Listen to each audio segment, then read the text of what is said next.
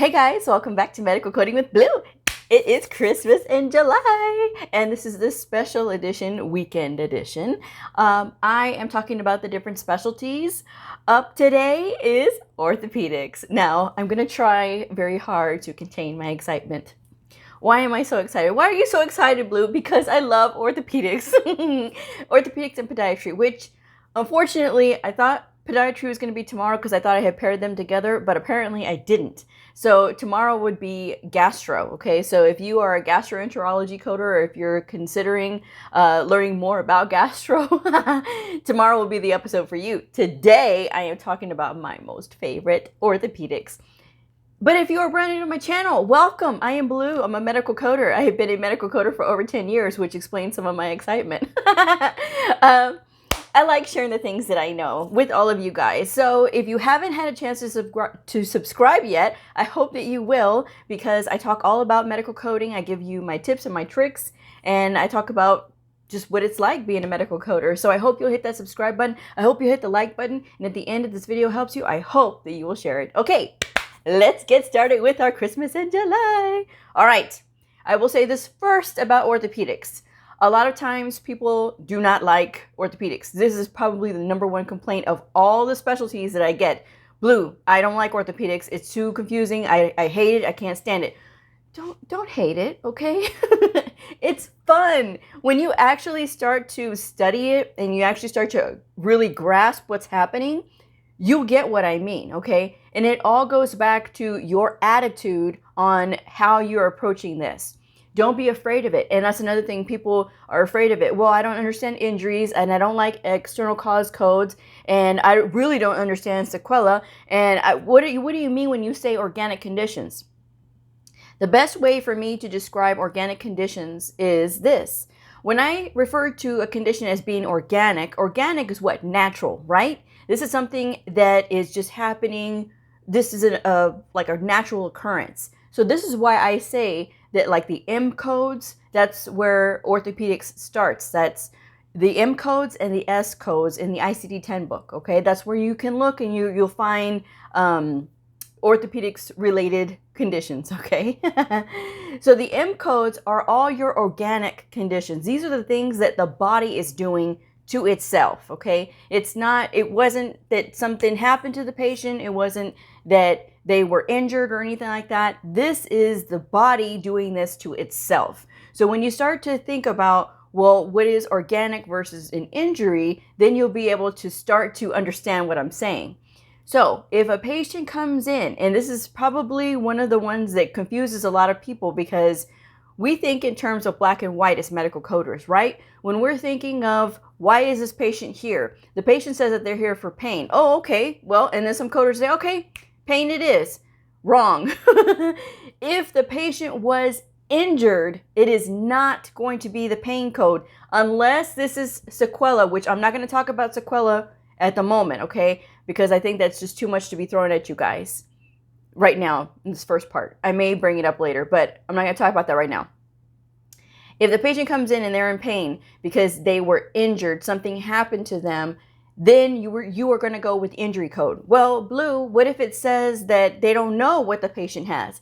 This is why they have injury unspecified of a particular body part. That's when you're going to pick up those codes, because sometimes sprains, fractures are not always immediately visible, right? Because if a patient has been injured, there's going to be some swelling, there's going to be some bruising, there's going to be bleeding, okay? So sometimes there's not going to be a clear-cut answer right away, and they need a couple of days in order to be able to see these things.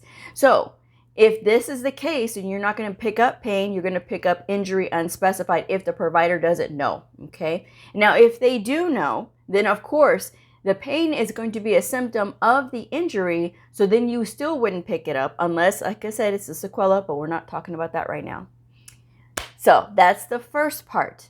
The second part is that you have to really look at what you are reading and you have to understand it.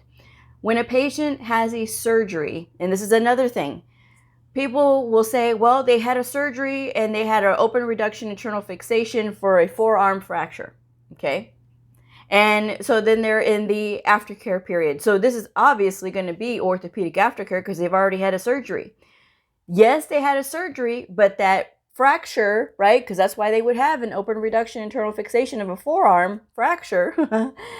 You're going to pick up that code, that fracture code, with a D when they're in the postoperative period because this is subsequent care. Well, Bleu, they had the surgery. Why would we continue to pick up the fracture? Because the reason for the surgery was for the fracture. This is why when ICD-10 came out and they came out with these injury codes, they have the initial treatment, which is A, okay? That 7th-digit character on an injury code is A for initial or active treatment, okay? Then they have the D, which is the subsequent treatment, okay? This is all when they're in the healing phase, okay? And then they have the S for sequela, which, again, later. So that is when you are going to be looking at those things, okay? And really sort of understanding. The great thing about resources for medical coders is that a lot of them are right in front of your face, okay? And it starts with the book. If you, okay, I will say this is not an ad, but however, I love Optum360 coding books, okay? And I will leave the link for Optum360 down in the description box below. If you do not have your hands on an ICD-10-CM Expert for Physicians book for the diagnoses, you're missing out, because at the beginning of every chapter for every single codes section in this book, there are examples, and there's the rules. So this is a perfect opportunity to be able to really understand when the application of certain codes applies, and you can use that in your thinking about other conditions, okay? So it's exciting. I'm excited. So there's also, when it comes to understanding the body and everything else, Optum360 is really good for their illustrations. Also in the M section, right, they have a whole list of the tendons and the muscles and where their locations, right, in specifics, okay? So that is another thing to look at. Look at the resources that are right in front of you. Take advantage of those.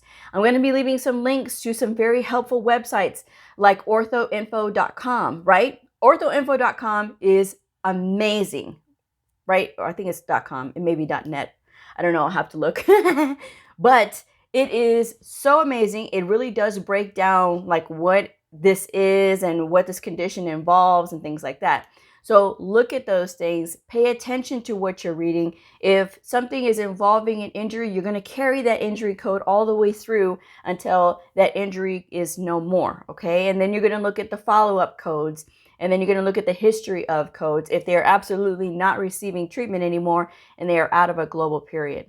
Now, if you're confused about what a global period is, I do have a whole video where I talk about global period and what does it mean and what all is involved.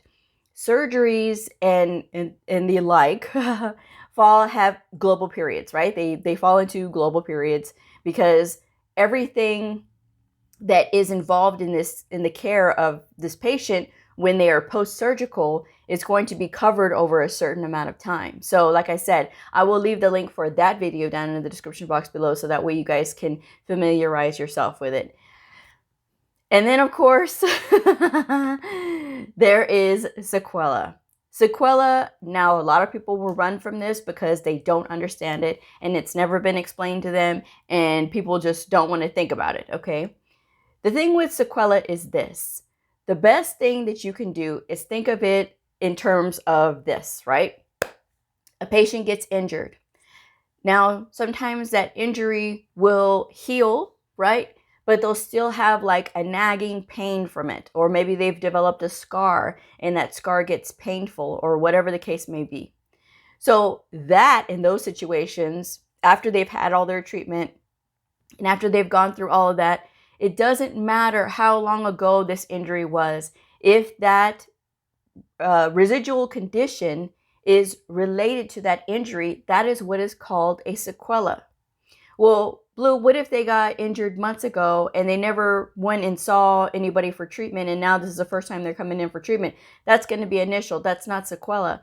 Sequela is going to mean that this patient has already gone through their treatment and they've tried to remedy this situation. This is a residual condition that has developed. Now, sequela can occur at any time, okay? It doesn't necessarily have to be out of their global period or anything like that. But there is a certain amount of pain that's going to be expected to be related after a surgery, okay? So choose carefully, look at the documentation very carefully, and really understand what the provider is saying. If the provider is not being clear, and if they're saying it in a way that doesn't sort of make sense, talk with your provider. And a lot of times people do not want to do this. They don't want to talk to the provider because, you know, maybe their provider gets a little snappy and you know, maybe that happens. I will say this. When it comes to orthopedic providers are a special breed. I will say this because, and it's true, one of my most favorite personalities, provider personality, is Dr. Zubin Damania, right? He is Z-Dog MD, as many of you may know him. I love him. He is hysterical. He is funny. He is extremely smart. And he always has this little show where he has different emojis as the different specialties. Like for the ER, he has it as this dog, and this dog, he talks real, he goes, oh yeah, you know, I'm a dog and I this is the ER, we're ready. And then he has a dragon that is he's a ambulance driver. He's like, hey man, I'm an ambulance driver, you know. So funny. And then he'll have the panda as like the ophthalmologist. He goes, oh, I am panda, I am ophthalmologist. So he's hysterical. Well, the emoji that he has for ortho is a rooster. All the other specialties talk, all the other emojis for all the other specialties talk except for ortho. All the ortho rooster does is go burr, burr, burr. That's all he does, right? So I don't know what's going on with Dr. Z and the ortho team, but that's what he does for them. But the thing is, if you've ever met an ortho surgeon or an ortho PA, you know they are different. I've worked with many different specialties. I've worked with urologists. I have worked with neurologists. I have worked with rheumatologists, pulmonologists, psychiatrists, psychologists, physical medicine doctors. You name it, I've worked with it. ER doctors, I've worked with all of them. When it comes to the specialties, ortho takes the cake. So they're very different. They are very, it takes a special person to work with them. I mean, honestly, because, and this is not, you know, this is not shade or anything like that. They're just different and they are a challenge because they're all really smart and unique in their own way. I have worked with 2 neurospine surgeons, and neurospine surgeons, they're very different. One, he was young, very young, right? And well, not too young, but just a few years younger than me. And he always says, look, bro, I don't have to do this. This is stupid. Okay, so here we go again. You know, this is stupid, I know. And I just gotta let him let it out, okay? Well, this is dumb, and I have it right here, and it says, so okay, you know. And so I have to explain to him, right? And so after a while, I was able to work my charm, and I was able to get him to see things my way. However, he put up a fight, which is normal. I mean, it's normal because, you know, he thought he thought he knew it because at his facility that he came at before, they weren't really on him about all of these things, you know. This was really his first time in a facility because out of residency, okay? So working with him, you know, we were finally able to come to an agreement only because he had a little bit of competition. Now, if you are unfamiliar, Dr. X, of course, is going to come into this conversation. Dr. X is that's not his name. It's just for his privacy, but I consider him very influential in my career as a medical coder, in my development as a medical coder, right? But Dr. X is impeccable with his documentation. He didn't get that way overnight. We worked together to get him that way, okay?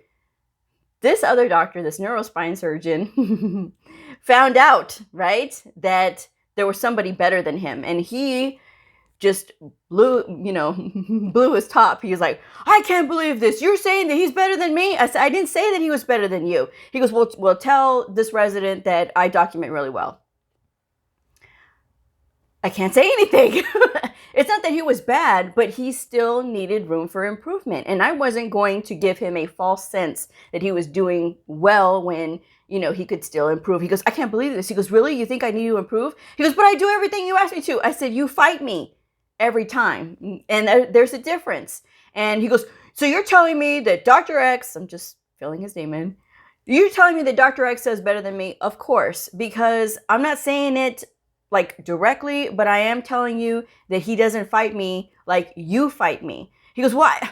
It's not that I fight you. I just don't do what you say. And I said, how is that any different? How is that any different, sir? He's like, I can't believe this. He goes, really? And I'm like, I told you, these are the things that you need to have on your documentation to make it more complete.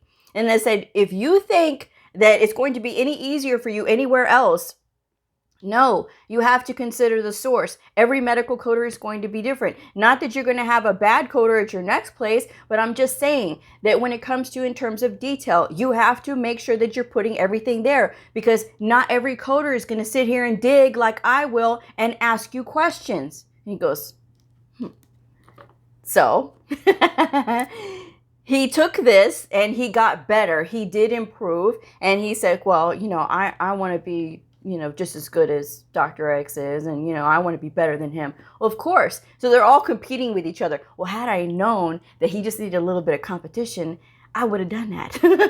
I would have made that so. But I didn't know until I stumbled upon it when we were having this conversation. This is what you come up against, okay?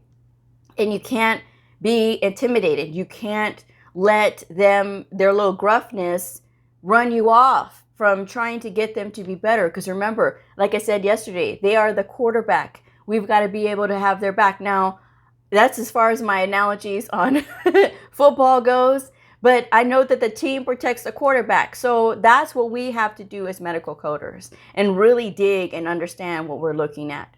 The other neurospine surgeon that I work with was the polar opposite. So where this young neurospine surgeon was very excitable, the other neurospine surgeon was very funny, but very calm and humble. So when the younger neurospine surgeon was gone on assignment, this other neurospine surgeon filled in for him. And he was very smart. He was very articulate. But my office was right across from his office. So I always left my door open, right? And I would listen to him as he's reading the news. And of course, this guy was coming from Michigan, right? And if you know, or if you followed me, I have a special place in my heart for the state of Michigan. I love Michigan and I love Nevada. So my two favorite states other than Texas is Michigan and Nevada. So I love the Michigan accent. So his accent was so adorable. I loved hearing him talk, because what he would do is he would read the news in the morning before clinic, and he would talk about the headlines, and I'm just sitting there and I would crack up the entire time. But this is how different their personalities can be, so did I get a little sidetracked? Yes, but this is for entertainment. So if you're saying get to the point, Bleu, all of the links are down below. All of the information that you need is down below. This other stuff is what happens when you are in these clinics. And I need you guys to know that this is a potential of happening. And it could be with any specialty, but this is just how I handle orthopedics. So there's a lot to coding orthopedics, and there's a lot to understanding it as well. But building those relationships with providers is really key, because then you're going to truly know what's happening. Because a lot of times if they say, well, this patient had a surgery and they're in orthopedic aftercare, and they don't say why they had a surgery, what if this patient had an injury and all the provider selected was orthopedic aftercare and the coder just pushed it on through without questioning it? The reason for the surgery should always be in the note, regardless if the surgery has healed it. At least you know, you can confirm if this was an organic condition, then it's going to be orthopedic aftercare. If this was an injury and they selected orthopedic aftercare, you know to look for the injury. Where is the injury? And if not, then you can query, where is the injury? This is related to an injury. Where is the injury? These are things that need to be there. And when it comes to like just different things about orthopedics, it's going to take baby steps. I have been in orthopedics. I've been coding orthopedics for 6 years. 6 years now. Like steady. That's been my designated clinic for 6 years steady. Okay. And it has taken a lot to learn this stuff. It's not been overnight. I mean, it hasn't. And it took time to develop to learn a lot more. Is the body a lot to learn? Yes. Are injury codes a lot to learn? Of course. The challenge is the reward, though. Because when you start to learn it and then you can start to pass on your knowledge, that's really good. I was in a meeting the other day and I heard a coder, and I don't know what their specialty was, but we were talking about ER coding, okay, in this virtual meeting. And she asked, why is a dislocation treatment considered surgical? Okay, well, it's a procedure that has a global period on it. So that is all a part of the language, okay? It's going to be part of understanding the language as well. So even though sometimes a patient's not going to be in the OR, they're not going to be hooked up to anesthesia, whatever's happening, the procedure that is happening with them, if it has a global period on it, is going to be considered surgical, even though they're not going to the OR. It's like a patient who's having a fracture treatment, whether it is with reduction or without reduction, right? It's still going to be considered a 90-day global period. This is still considered a surgical package, okay? Even though they're not going to the OR, they're not going and being put under anesthesia. It is just in the clinic and they're getting that set because that fracture treatment is going to have a 90-day global period on it. Okay, so it's all about understanding that, and reading those rules in the CPT book is really going to help you as well to understanding when and why these things are the way that they are. So if you are really curious, take the time to review those sections. Take the time to review the organic conditions and the injury conditions. And then take the time to read the CPT rules about the procedure coding for those things. This is only going to help you. And of course, read the CMS Medicare Learning Network. I talk about this all the time. They have a global surgery booklet, right? And it talks all about what needs to be there and what it is, and the understanding of what global surgery package means, and the days that fall into it and the days that don't fall into it, and the conditions and everything else. It's only going to benefit you the more you study and the more you read, okay? And I know I spend most of the time saying study and read, but that is what it is. And to me, I have really leaped into this with both feet and understood it ever since ICD-10 came around, right? So when we switched over from ICD-9 to ICD-10, yes, I was part of that switch over. I am dating myself, but that's okay. I've been a coder for over 10 years. It's like 11, 12 years now. So when I was learning ICD-10, and I think this really helped me, I went through a program at my work where they were training us about ICD-10, okay? And when it came to orthopedics, you know, that was one of the sections. Of course, every specialty had a section. Well, then I was also going through a program at home on my own. And I think having double of the experience really did help me to understand it and grasp it. And because of this, I can share this with my coworkers. I can share this with people that I work with, obviously, like my providers and everything. And it gets to a point where people get frustrated with it because they say, well, I don't understand it. If your attitude is immediately, I don't understand this, I hate this, that's exactly what your brain's going to do. It's going to shut down. So you really have to stop and think about your attitude on how you're approaching learning orthopedics, or if you're learning podiatry as well. These things are fun in the sense that it's a challenge, and some people really enjoy challenges. I am one of those ones who really enjoys a challenge. And I like it. That's the reason that I created my channel as well, because I knew that there was people out there who were thinking the wrong thing when it came to orthopedics. I've looked before when I've had to Google answers, and I've had to see that I'm looking in these, these discussion boards, and I'm like, oh my gosh, that's wrong. That's totally wrong. Well, these discussion boards are closed because, I mean, it's a closed discussion board. I couldn't comment, hey guys, you're wrong. I couldn't do that. So I said, okay, let me share my knowledge with the world. Let me go on YouTube and let's talk about this.